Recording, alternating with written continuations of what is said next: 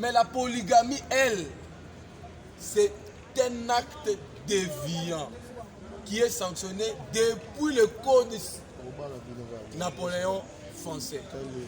Ce code date depuis longtemps. Cette sanction-là existe. Enfin, le code Napoléon, c'est le code civil. Hein. Donc, ça, c'est un aspect pénal. La polygamie, elle a été sanctionnée depuis la Bible, Moïse, ainsi de suite. Il ne faut pas qu'on amalgame. Ça n'a rien à voir avec la laïcité. S'il vous plaît, par rapport aux droits carnaux, aux droits divins. Parce que les droits positifs, en réalité, même la Bible dit, les autorités qui existent ont été établies par Dieu. Hein? Voilà pourquoi on donne de la valeur aux autorités séculières, etc. Mais moi, je voudrais dire ceci. Même dans la Bible, parce que les droits commencent avec Dieu. Non. Les droits commencent avec Dieu. Attendez. Dans mon téléphone. Les droits commencent avec Dieu. Les droits commencent avec Dieu. Même dans la Bible, Dieu avait autorisé la polygamie à travers David, à travers Salomon. Non, mais il ne faut pas comparer l'ancienne alliance avec la nouvelle alliance. Non, mais c'est Ah oui, non. Vous êtes devant un serviteur de Dieu. Il ne faut pas comparer l'ancienne et la nouvelle. Christ n'a pas deux épouses. Yoka, Et Christ ne vient rechercher pas deux épouses. L'homme selon le cœur de Dieu. Dieu n'avait jamais dit ça. Maintenant, ici, le débat a changé la forme. Dieu n'avait jamais dit ça à un autre personnage de la Bible. Il a dit à David, l'homme selon mon cœur. Mais il avait toléré qu'il ait beaucoup de femmes. Alliance qui n'a plus sa raison d'être par principe. Mais que Christ a dit. L'ancien a préparé le nouveau. Justement, c'est comme ça. Toi, tolérant, laisse d'abord les propriétaires de la loi. C'est pas un problème. L'article 17. Bossambo, tu dois aller à 500 $. Dans votre chambre, vous pensez que... Ah, tu vois, 500 $. 500 $. C'est le tout dans cette situation. Et puis, syndicat, tu as une réunion. Au fait, si moi, je transport, on a des syndicat, syndicat, on a réunion. So ko pesi mobile mo pesi moi si transport ko le 2000 non ko en tout cas ça fait 1000 francs. So que bonne distance à transport mon bon allez nene so que utimbi za utala makolo ayotala makolo bon il faut son lele allez azatanga yaki nini zela ali ani ayokotala yo avant tatani na mama ni pesa ah donc attention à Rolia t'es pas naïf vraiment. C'est que le syndicat est exagéré. En tout cas, donc le syndicat doit soutenir la loi honorable. Et puis stratégie syndicat joue. Donc on va vivre dans la province par le bal à 200 $. Donc on a la guichette même bon moi du bal à tout.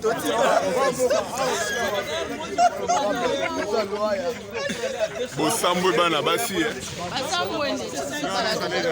Mais maman pona yo loi au moya wone. Pona yo loi oyo. Maman to bala na 500 $.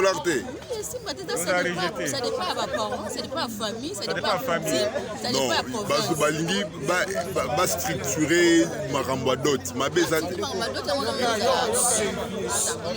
test de conformité du principe de la polygamie par rapport à la Constitution.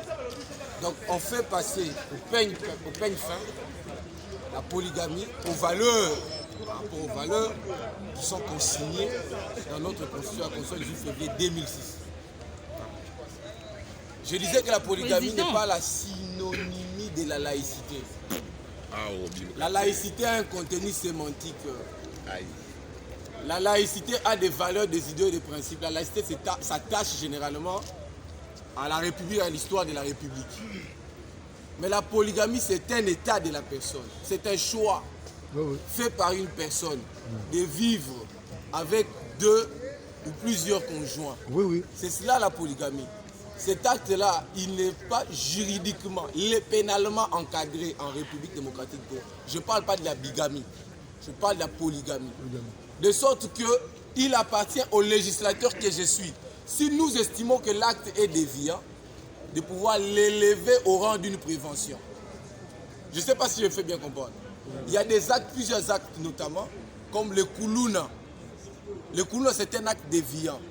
Mais le code pénal congolais n'organise pas une prévention qu'on appelle koulouna. On met ça dans le cas de la criminalité. Est-ce que je peux m'expliquer? Je laisse alors. Non. Vous avez besoin que je m'explique, que vous m'interrompez. Vous allez me poser des questions quand je vais m'arrêter. Mais quand quelqu'un commet un acte qui s'apparente au koulouna, les juges étiquettent cet acte en fonction des éléments constitutifs de la prévention pour laquelle ce monsieur est reproché. Ça peut être des coups et blessures volontaires. Si c'est un koulouna individuel, si c'est un koulouna en bande organisée, il y a aussi un étiquetage pénal. Et si le koulouna, à la suite du koulouna, la mort s'en est suivie, on ne va pas les sanctionner du fait de koulouna, mais on va les sanctionner du fait, par exemple, de meurtre ou d'homicide prétère intentionnel. Parce que le fait, le nom koulouna, le nom n'est pas dans le code. C'est comme la polygamie en droit positif congolais, comme infraction, n'y est pas. On veut la pénaliser. Pourquoi? Parce qu'elle est contraire même à l'esprit de notre constitution. Lisez l'article 40 qui dit « Tout individu a le droit de se marier avec la personne de son choix, de sexe opposé et de fonder une famille. » Parce que la Constitution considère la famille comme la série de base. La Constitution n'a pas dit que toute personne a le droit de se marier avec plusieurs personnes de son choix. La Constitution fixe le principe de la monogamie. Aujourd'hui, on parle de plus en plus en droit public du principe du constitutionnalisme centrifugé. Ça veut dire que toutes les sciences, toutes les disciplines du droit ont pour principes fondamentaux des principes qui sont fixés dans la Constitution, pour la plupart. Même le droit environnemental aujourd'hui a des principes de la Constitution. Le droit civil des personnes, cette notion, fixe les principes de base du droit civil des personnes. Et le code de la famille, c'est le droit civil des personnes, c'est le droit civil régime matrimoniaux, c'est le droit civil, les libéralités et successions. Alors, où est-ce que nous péchons si nous chrétiens, nous décidons aujourd'hui de pénaliser la polygamie parce que nous estimons qu'elle est contraire à notre foi et qu'elle est contraire à la foi professée par la République comme État laïque. La République ne professe pas la polygamie. Nous avons pénalisé. Maintenant, il appartient à l'épouse qui se prétend offensée parce qu'on a prévu une incise comme celle-ci. Une fonction de contrôle et de contrainte. On veut réguler. On vous donne la liberté de vous marier à souhait, à 500, soit à $200. Vous voulez qu'on vous donne encore la liberté d'épouser plusieurs femmes à 500, à 200. Vous voulez vous en abuser.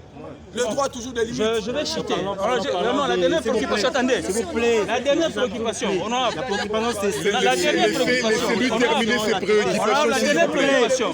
J'ai dit ceci. Je suis sur le plan sociologique. Je termine en disant.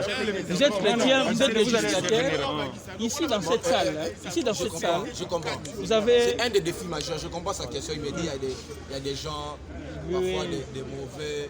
Oui, qui ne vont pas accepter. Parce qu'ils ont plusieurs femmes. Il y a des gens qui ont des engagements, ainsi de suite. Mais écoute, moi je reste principiel. J'ai dit un double mandat. Le premier mandat, c'est le mandat de l'Église. Je suis venu ici replacer les jalons, les bases des valeurs chrétiennes. Souvenez-vous, je suis le seul député à s'être agenouillé ici. Au début de la législature, c'était une annonce que je viendrai avec des lois chrétiennes. Alors si vous estimez que vous allez combattre le christianisme, faites-le dans la salle. Et le peuple va arbitrer. Mais après, j'ai dit, je suis porteur d'un double mandat. Il y a la jeunesse. J'ai ça un besoin pressant de mariage. Les jeunes veulent s'organiser. Là, on vous soutient.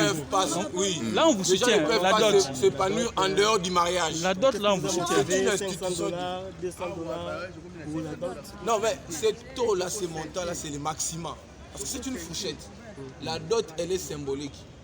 Elle peut s'effectuer en une petite somme ou en cette somme-là. Mais elle ne peut pas dépasser cette somme-là. C'est-à-dire qu'on peut donner un symbole qui peut être vénalement évalué à $20, $30 si les deux familles se mettent d'accord. Au village, dans certaines coutumes, une simple chèvre suffit. Alors que cette chèvre-là, peut-être si vous vérifiez, elle n'a coûté à peine que $10 ou $20 parce que c'est un symbole. Est-ce que vous avez catégorisé la loi? Il y a des filles vierges par exemple? Non, pas ça, il ne faut pas discriminer. Les filles vierges et les filles non vierges. Merci beaucoup. Il faut laisser honorable. La presse, c'est en français. La préoccupation de la souka. Honorablement, ma question c'était celle de savoir le musulman et son polygame. Est-ce que cette loi, vous ne voyez pas qu'ils seront discriminés? Non, mais il n'y a pas de discrimination parce que les musulmans ont accepté de voter la Constitution du février 2006 au référendum. C'est une Constitution qui est dite laïque. Et cette constitution fixe en son article 40 les principes de la monogamie, acceptés par les musulmans et les chrétiens. Écoutez, j'ai dit que la poursuite sera subordonnée au dépôt de la plainte préalable et de la victime. Si une femme croit aux valeurs musulmanes et qu'elle ne veut pas déférer l'affaire devant le juge, le ministère public ne peut pas s'en saisir d'office.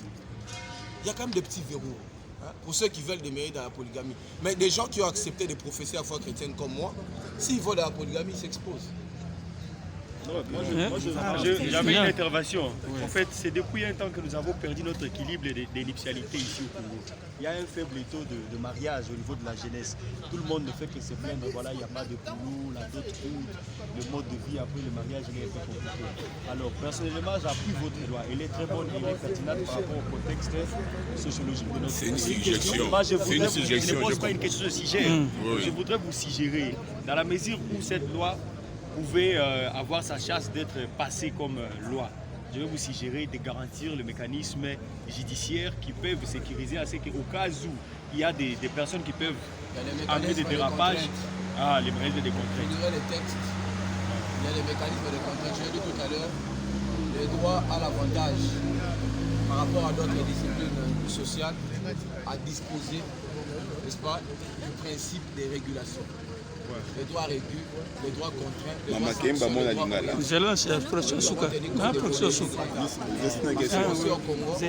les gens, ils éditent beaucoup de lois, les gens ont tendance à s'en amuser. Effectivement. Donc il faut rendre la loi impérative pour qu'elle s'applique. C'est ça qui a été fait.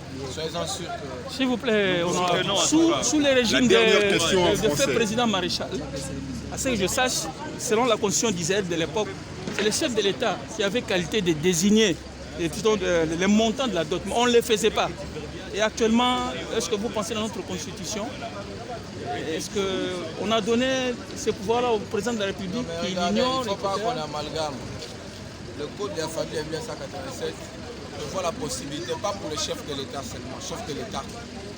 La loi parle du président du mouvement populaire de la Révolution. Il fixe par ordonnance.